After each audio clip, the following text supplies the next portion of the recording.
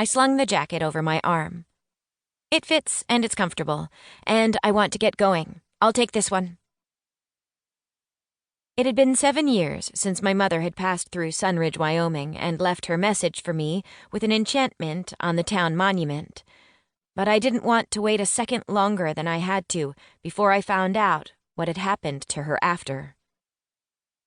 Nate ambled over, a couple of rolled sleeping bags tucked under his brawny arms. His bare side came through in his tall, well-built body and his chestnut brown hair, but his expression when he looked at me was all gentle warmth.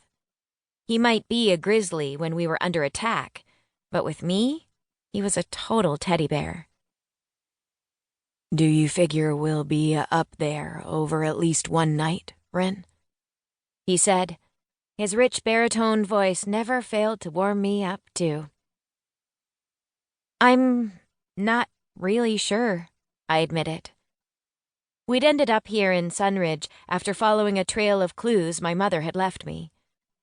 When I'd touched the obelisk in the town square, I'd gotten a vision of her telling me there was something I needed to find up one particular mountain. Some kind of power she'd gone to retrieve 7 years ago. She'd never come back. I'd spent all those years with no idea where she'd gone or what had become of her. Really, getting some answers about that mattered more to me than any special powers. I could transform into a dragon, a big, fast, fire-breathing dragon. Wasn't that enough? The thought sent an anxious tremor up my arm.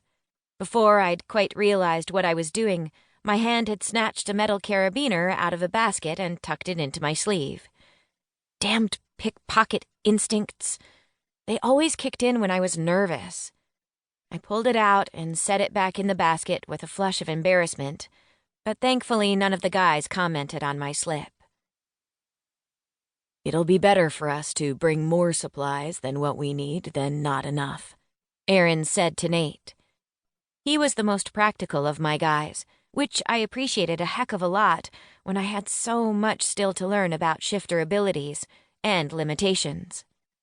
"Sleeping bags will be a lot more comfortable than just the blankets we've got in the SUV." He turned, looking toward the 4th member of my Alpha squad. "Didn't you say there's a tent in the trunk, West?" The wolf shifter nodded, where he was lurking near the shop's front door. The sunlight streaming in caught on the silver strands mixed with his light auburn hair. Like his animal, he was all lean muscle, on display now with his arms crossed over his firm chest. West was frowning, but that didn't mean much. He frowned at pretty much everything, especially if it had anything to do with me. He'd made it very clear that he wasn't on board with this whole destined to mate with the dragon shifter idea just yet. I guessed I couldn't exactly blame him, considering the chaos that shifter tradition had apparently thrown the kin groups into when my mother had disappeared from the community with me 16 years ago. I wouldn't have minded him remembering that I'd had nothing to do with the decision to leave before he turned his gruffness on me, though. "I'm not sure the tent we have is big enough for the 5 of us, but with the trouble we've had getting here, we'll probably want a couple of us on watch at any given time anyway," West said. "There's nothing to carry it with, though. We'll need to grab some packs. I'm assuming we're not going to be able to drive right up to this dragon shifter treasure." His dark green eyes slid to me with that last sentence. "I don't know," I said. "This trek wasn't my idea. Believe me, I wish my mother had given us more detailed instructions, too." "We're all following you in this, Sparks," he muttered. "Keep that in mind."